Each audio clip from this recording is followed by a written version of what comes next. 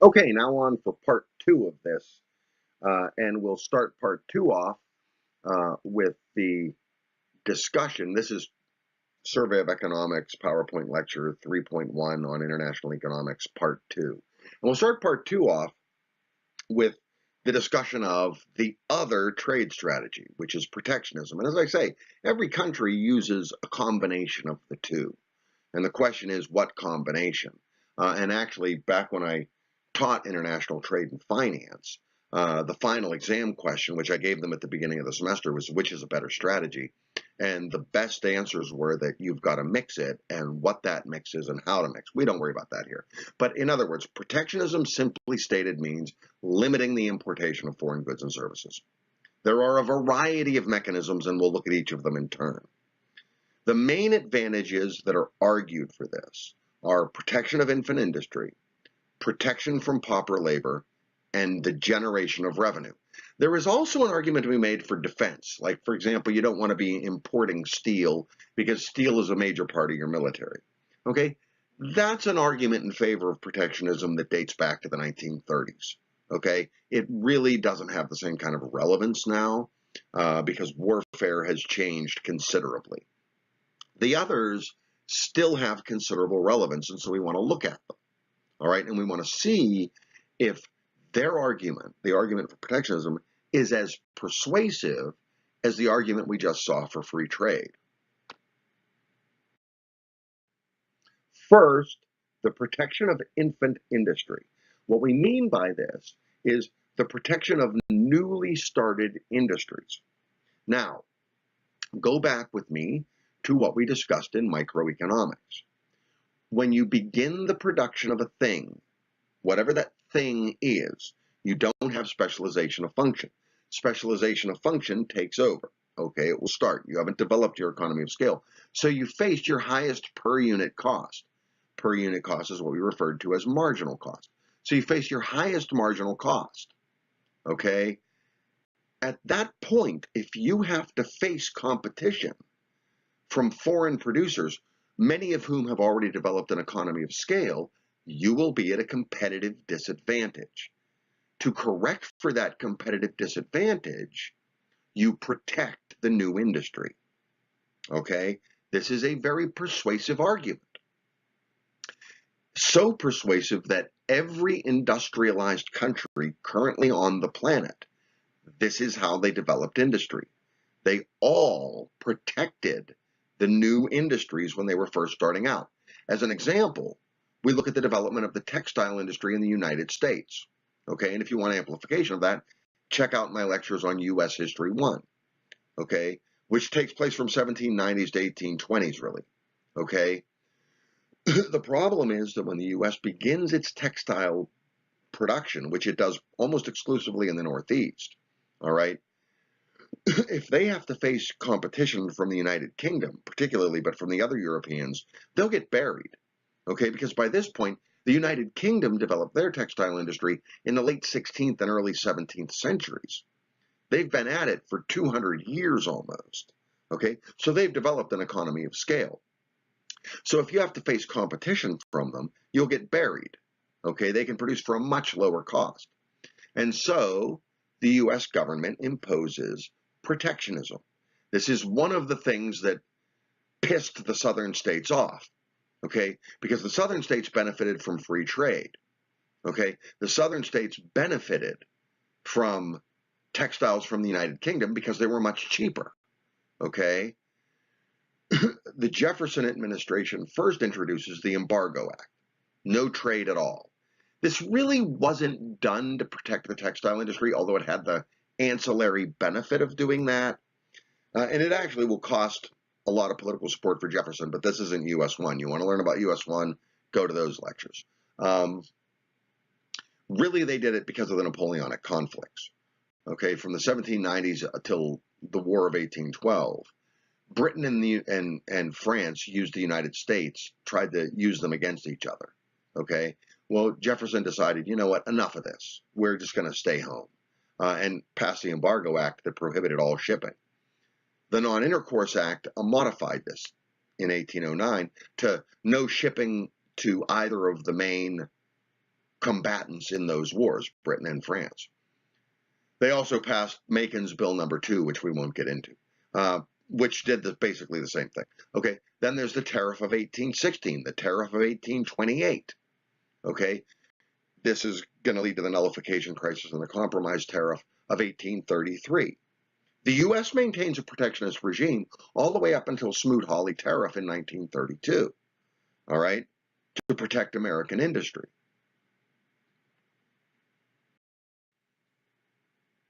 The technical aspect of this is fairly simple to understand. Here is the marginal cost curve for an industry. Let's say we've been using the example of the textile industry. Here's the marginal cost curve. Well, the British are producing for a very low marginal cost. Developed industries, you see, this is the development, go back with microeconomics with me, right? This is the development of the economy of scale. Well, a more mature firm, where the industry is more mature in a country, their marginal cost, they've already developed an economy of scale. They're down here. Okay, maybe they're over here, but they're still very, very low. Whereas when a domestic producer is an infant industry, when it's just starting out, they face a cost way up here. So to be able to make a profit, they have to charge P1. Well, the foreign producer, because they've already developed an economy of scale, they can charge P2. You see, this gives them a tremendous competitive advantage. How do you neutralize that? You slap a tax on their product. If you slap a tax on their product, it increases the price of the product in the domestic market. This is the effect of the tariff. And so you bring the tariff up so that the price is the same or even a little higher than your domestic producer. Now, of course, the obvious effect of this, which is one of the big downsides, the obvious effect of this is inflationary. Okay, the price of the product in the industry is going to skyrocket. Namely, it's going to go up as much as the tariff. If you pass a 20% tariff on it, it's going to go up 20% in price. Okay, and that's one of the main arguments against tariffing, is that it's, by its very nature, by its definition, it's inflationary. Okay?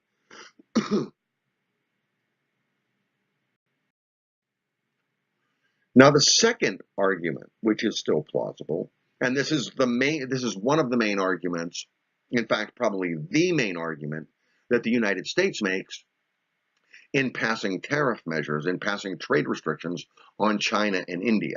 It's what we refer to as the pauper labor argument. Okay, this has to do with competitive advantage as well. A country with a relatively high wage and industry, like the United States, like the countries of Western Europe, not the entire European Union. They've been having a problem with this themselves. Okay, this was one of the reluctance on some of the Western European countries for bringing Eastern Europe in, because they have very low wages in Eastern Europe. You bring them in, that's going to give them a competitive advantage. That was one of the debates. They resolved that debate. They decided that in the long run, it's better for everybody. Okay, but if you have a relatively high wage, such as the United States or Western Europe or Japan, okay, they're at a competitive disadvantage against countries with relatively low wages, like China, like India, like most of Latin America, like Eastern Europe, like Southeast Asia, okay? To adjust for this, there is pressure to raise protectionist tariffs, to raise barriers of various sorts, and we'll look at the other sorts here in a minute, okay, in the high-wage country. It's a little bit different, but not entirely different, the pauper labor argument as opposed to the infant industry argument, and we see the technical aspect of it here, okay? The marginal cost, the cost per unit in a high-wage country is this marginal cost curve right here, this higher marginal cost. They face a higher marginal cost because of the higher wage. The lower wage country faces a lower marginal cost, okay? By adjusting that, by tariffing or restricting, that's going to drive prices up. That will neutralize their competitive advantage, okay? It's not actually going to adjust specifically their marginal cost, okay? But it will adjust the price of their product, which means that the effect of the tariff is to drive up prices, okay? So again, the effect of the tariff is inflationary. Now, there are devices that can be used, and we'll look at them here in a minute. There are devices that can be used which are not directly inflationary like these are. I mean, these are deliberately inflationary. Your goal here is to increase the price. The other devices will increase the price and will therefore be inflationary, but they're not deliberately so. Okay, and we'll look at that. The final argument for tariffs, okay, and this is different than the other forms of protectionism that we're going to get into, is revenue generation. Currently, the primary source of revenue in the United States is income tax. That was not always the case. Prior to 1913, there was no income tax. Prior to that, the main source of revenue for the U.S. government was twofold. One was the sale of land. This was especially true before 1862. In 1862, the U.S. government passed the Homestead Act that gave away land in the West. In exchange, the people that got that land, and this would be in U.S. History 1, and it's also in U.S. History 2. I think I mentioned it in U.S. History 2, but it's in U.S. History 1, the idea of the Homestead Act. They give away 160 acres of land on the proviso that you develop it, and you pay them an annual fee. So they got annual fees, so that became a source of revenue. But the main source of revenue was tariffs, okay?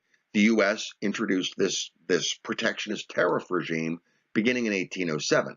They actually had it a little earlier to raise some revenue, but it really wasn't. It wasn't enough to either protect the infant industries or protect against pauper labor, but it was enough to raise a little revenue, the tariff of 1789, for example. But at any rate, the tariff is a tax imposed on foreign goods, okay? Well, the recipient of that is the U.S. government. They get the tax revenue. And so that was the primary source of revenue for the U.S. government up until 1913 and the introduction of the income tax. In 2010, however, after free trade has taken over, the U.S. government revenue resulting from tariffs was $28 billion, which is about 1.2% of total imports. That will, of course, spike a little bit during this trade war, but I suspect it'll settle down a little bit more once the trade war ends and the flow of goods and services between China and the United States resumes. Okay, and so that's the first tactic. Okay, the first tactic in protectionism is the idea of tariffs, and we saw the advantage of them. The others will have similar effects. All of them do the same thing. They reduce supply. Okay, and because they reduce supply, they remove the advantages of competition in terms of economic efficiency, which we looked at before, and we've looked at several times throughout this semester. Okay, the main advantage of competition is that it increases supply, which drives prices down, which ultimately moves us to economic efficiency because it moves us to the point where the price equals the minimum average total cost and equals the minimum marginal cost. Okay, all of these protectionist barriers eliminate that. They remove the advantages of competition. Okay, they perpetuate inefficiency in an economy. That's not to say that they're not a good idea.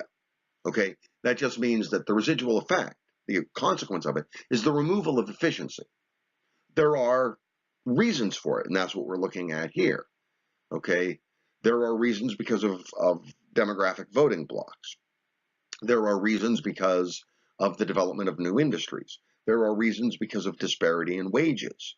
Okay, one of the things the United States has tried to accomplish is to try to even out wages across countries, okay, so that the low wage countries no longer have as much of a competitive advantage. Okay, so the first of them is what we've been talking about, tariffs. Another tactic is the use of quotas. Now, quotas is a little bit more deliberate of an attempt to simply limit the supply. Okay, by limiting the supply, it retards the expansion and the outward movement of the supply curve that's based on foreign competition. No foreign competition, and the supply curve won't move out. So if we impose a quota, and what a quota is you limit the number of foreign products that can come in. This was what the United States did with the Japanese in the 1970s. When they began to allow Japanese automobiles to come into the United States, they did so, but they imposed a quota. Only so many vehicles could come in. You're going to have a little bit of an advantage of competition because the supply curve will slide outwards somewhat, but it will still offer some, it's a mixed bag. It will still offer some protection to the domestic industries. What it will not do is generate any revenue for the US government because it's not a tariff. Okay? That's one of the things that the Trump administration has been negotiating. That's one of the points of negotiation with the Chinese is the idea of quotas on Chinese products or the lifting. The Chinese have for years had quotas on US products going into China in an effort for them to develop their own industry. Okay? One of the other negotiating points is to lift those quotas. All right. So, for example, one of the things the Chinese agreed to early on was to increase by about $30 billion a year the amount of soybeans they import from the United States. Another of the tactics is licensing. This is going to have the same effect, okay? Only it's going to generate some revenue. How licensing works, okay, is that importers of a foreign product have to purchase a license to be allowed to import that product. The government can then control the number of licenses it issues, and you can mix this with quotas so that you can sell a license to import a certain number of foreign products. We can give you a license to import 100,000 Japanese automobiles, okay, or a license to import 250,000 Chinese microchips, whatever, okay? This has the same basic effect of the other protectionist tactics, okay?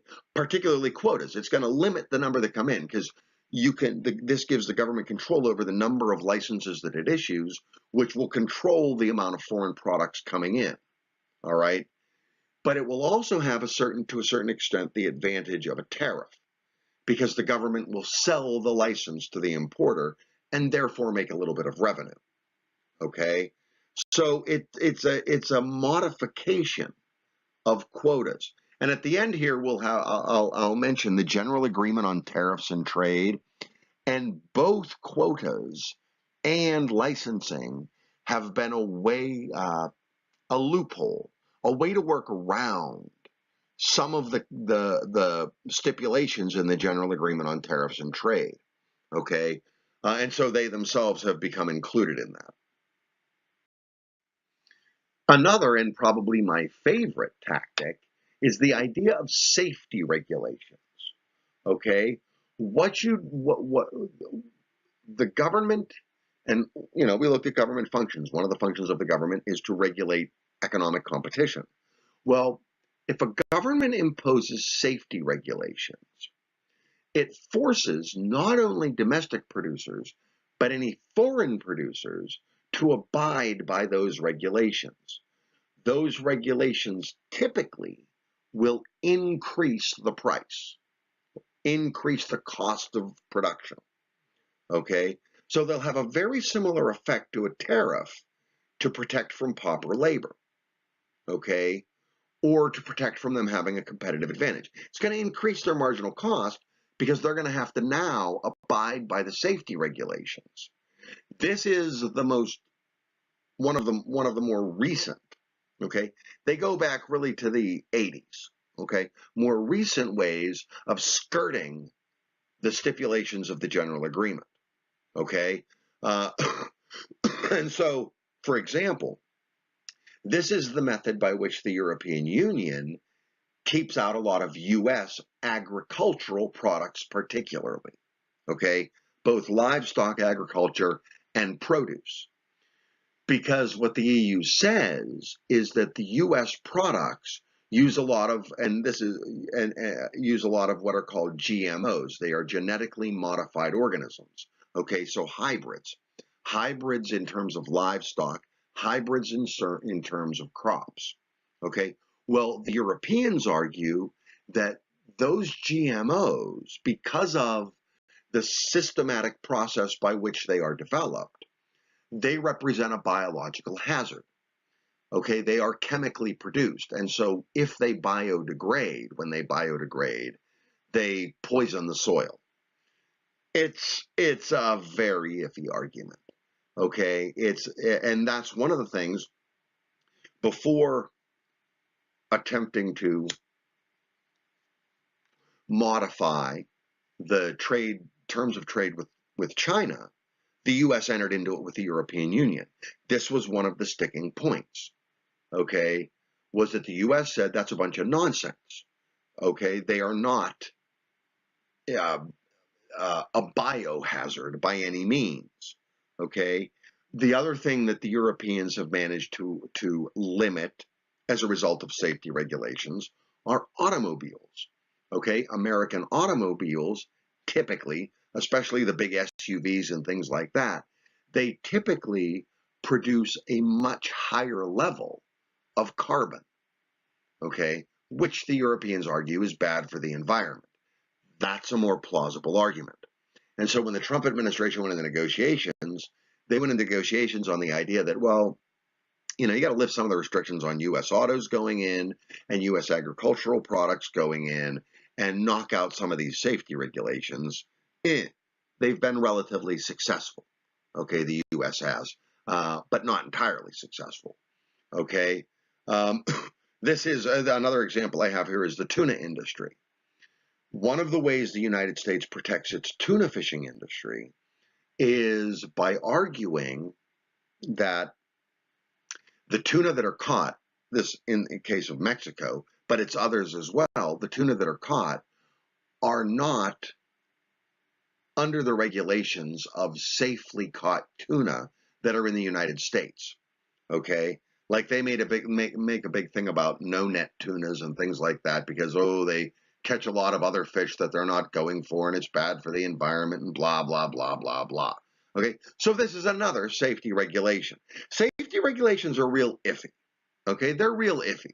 They do have the effect of increasing the marginal cost, okay, to abide by the regulation. My favorite case is the case of Japanese snow. This one fell on deaf ears, okay? And this was really the late 80s. The Japanese, it's really kind of funny. The Japanese decided that what they wanted to do was introduce the production of skis, okay, from Japanese companies, a new manufactured product.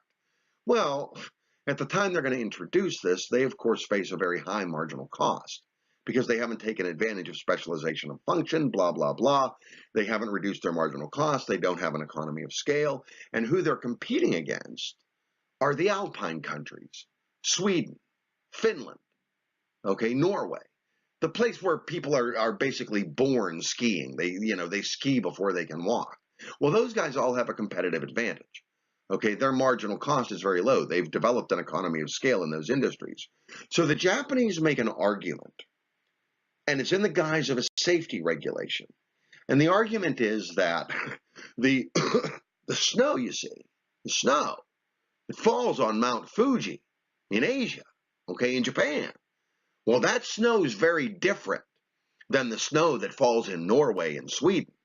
And so the skis that they make, the Alpine countries make, they're unsafe on Japanese snow because Japanese snow is very different. This a very creative idea. But they ultimately said that that was a collection of nonsense. The World Trade Organization said, you know, you're not really trying to press that argument. You're not really going to try to establish that, are you? Empirically, you really have very little support to suggest that the snow that falls on Mount Fuji is fundamentally different than the snow that falls in the Alps. Okay, it's really not that different. So I'm afraid we're going to have to let that one go.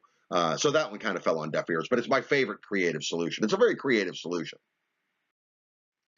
Another tactic, and one that was introduced by the United States, okay, is what's called a voluntary export reduction. And this is one of the primary things that the Trump administration, that the trade representative, who we'll get to in a minute here, the trade representative Robert Lighthizer, has been trying to argue with the Chinese, okay, that the foreign country, the foreign government, imposes voluntarily a restriction of exports, okay? Now, economically, that's not good for the exporting country. That means they are not getting the expansion of markets that they could get. They're not getting the increased production. And so to get them to abide by a voluntary export reduction, okay, there are two problems with it. One, you have to monitor it. Okay, you have to enforce it. One of the main touching points, one of the main points of contention right now in the negotiations between the US and China is, okay, whatever agreement we come up with, how are we going to enforce it? How are we going to monitor it? How are we going to make sure that nobody's cheating? Okay, so that's one problem. Okay, if they agree to a voluntary export reduction and to reduce their exports, how do you know they're abiding by it? All right, that's the one problem. The other problem is, what's their advantage? You're asking them to willingly, to voluntarily give up the expansion of markets and the expansion of production that they get from exports. Well, you've got to give them something in return. Okay, typically, one possibility is to voluntarily reduce some of your exports. Okay, Trump administration hasn't brought that up because that's the whole point. He wants to try to correct the trade deficit. Another is to trade political. Okay, you're playing a nested game. That's one of the things that a lot of people that are highly critical of the Trump administration's trade policies with the European Union or with China, they're very critical of the economics behind them for reasons that we've gotten into here. Okay, they don't make a lot of sense. They perpetuate inefficiency in the economy. But you're not only playing economic games, you're also playing political games. Okay?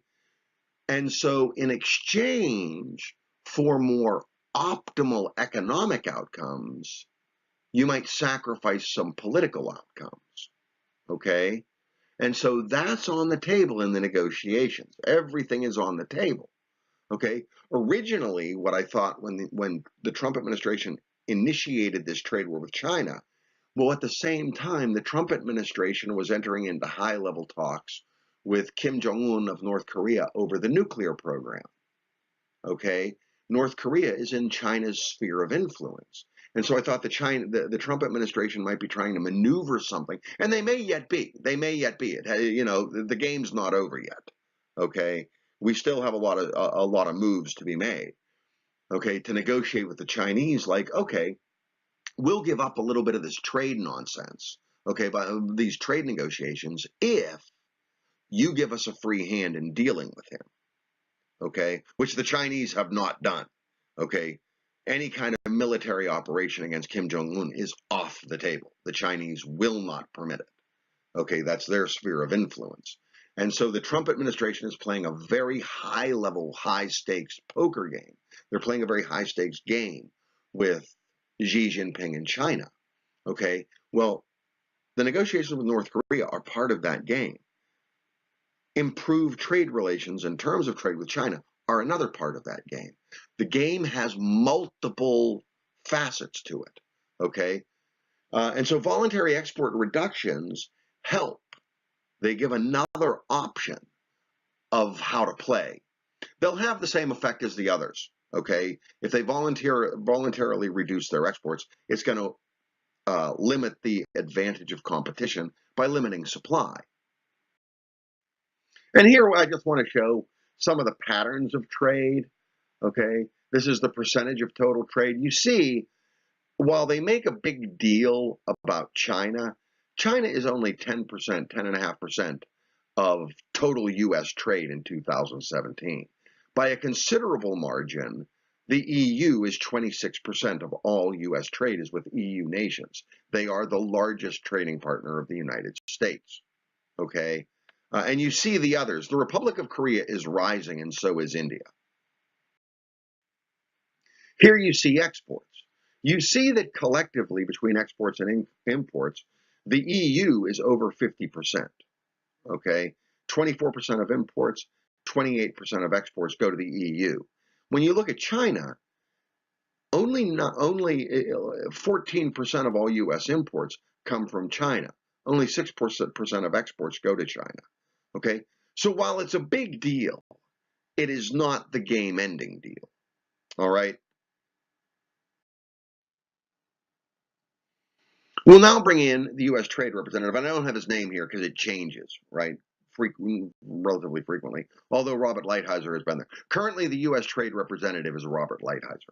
Robert Lighthizer, the U.S. Trade Representative, is spearheading. He's the chief negotiator in the negotiations with the Chinese and with the negotiations with the European Union. He was the chief negotiator with NAFTA too, that negotiated with Canada and Mexico for revisions. Not that there were many, but revisions to the NAFTA agreement negotiated in the 90s. Okay? What they ultimately do, okay, they are in charge of U.S. trade. They are in charge of U.S. trade policy. What they do is they review on a bilateral level the U.S. trade relationship with everybody, with all trade partners. And they try to make a determination as to whether or not the trade relationship is unfair. Okay? And so what they do, one of the things they'll do is they'll look at the General Agreement on Tariffs and Trade, then they'll look at the bilateral relationship and try to come to a conclusion if the U.S. trading partner is cheating, is violating on the General Agreement, which is what Lighthizer came to with the People's Republic of China. He looked over the agreement and said, look, the Chinese are cheating. Okay? They're not playing the game fairly. And so they negotiate and enforce trade treaties on behalf of the U.S. president, and they adjudicate any trade disputes like the one with China. And finally, kind of by way of conclusion here, we have the General Agreement on Tariffs and Trade, and then we also have the World Trade Organization. The General Agreement on Tariffs and Trade was part of the Bretton Woods Agreement, which we're not terribly concerned with that. We concern ourselves with more when we deal with international economics as a focal point, as a full course. The General Agreement on Tariffs and Trade was part of the Bretton Woods Agreement, and the basic idea behind it was that, well, when we look back through history, one of the precipitory causes of conflict, particularly more large-scale conflicts, is trade wars, protectionist barriers. Okay, so what the General Agreement on Tariffs and Trade attempted to do, or attempts to do, it's still going on, is to limit trade barriers. Okay, among the signatories. When it first started, there were very few members. Okay, this was 1944. The first negotiated round was 1947. Okay, and the General Agreement has proceeded in rounds of negotiations which can last a decade or more. Okay, the first were the Geneva rounds. There were 4 Geneva rounds, and they got a lot of agreement there. Okay, that was the reduction of tariffs. All right. Then came the Kennedy rounds and then the Tokyo rounds. In the Tokyo rounds, the big thing was subsidization. Okay, everybody's abiding by these tariff restrictions. They're not charging tariffs. They're not taxing foreign imports. Okay, but what they're doing is they're subsidizing their own industry, or at least this was the charge of the United States. Well, that has the same effect. If you subsidize your industries, that's going to reduce their marginal cost. Okay, which is going to eliminate the competitive advantage of foreign producers. And so in the Tokyo rounds, they agreed to remove almost all subsidization. Not quite all, but almost all. This is one of the things that the United States is arguing, is that the Chinese are violating the Tokyo rounds by subsidizing their export industries. Okay, the U.S. has subsidized its export industries. They do it very cleverly. And again, this is not a full course on international trade, or we'd go into it. All right. The Uruguay rounds began the really difficult rounds of negotiations, because what they tried to negotiate here, this was when they introduced the idea of eliminating the competitive advantage that comes from pauper labor. Okay, these low-wage countries, and they tried to include agricultural products. There's been very little said of agricultural products because every country wants to protect its agricultural sector, because in most countries it's the largest sector. It still is the largest sector in the United States. Okay, so they tried to bring that in, didn't go real well. They didn't get a lot of agreement there. They adjourned, and now they're in the Doha rounds. Doha is in Qatar. Okay, now we have the Doha rounds, and a number of things have been introduced. One of the problems is in the Geneva rounds, you had very few players, whereas by the time the Doha rounds, you now have over 160 members to this agreement. It's pretty hard to get 160 people to agree to anything, you know? And so now they're bringing in things like they're reintroducing this idea of wage disparity among countries. Okay, they're bringing in the idea of hidden subsidies. They're bringing in the idea of agricultural products. They're bringing in the idea of intellectual property and the protection thereof. Okay, and so it's all still very up in the air. Now, in the 1990s, they created the World Trade Organization. The World Trade Organization itself does not really negotiate trade agreements among countries. Okay, they can introduce the idea. The negotiations that take place in the World Trade Organization, they're background discussions that take place in support of the general agreement discussions. Okay, principally what the World Trade Organization does is institutionalize the general agreement. What it is more than anything else is it's a forum to settle disputes. Okay, if one of the signatories to the general agreement believes that another signatory is violating the agreement, they will bring case against them at the World Trade Organization. When the Bush administration in 2001 imposed tariffs on imported steel to the United States, on foreign steel, Japan and the European Union brought a case against the United States in the World Trade Organization. They won that case. We don't go into it if this was a course on international trade, we'd go into it in much greater length, okay, to see the various cases that have been brought, to see how they've wound up. But that's largely what the World Trade Organization does, is they adjudicate trade disputes that are based on the stipulations of the general agreement.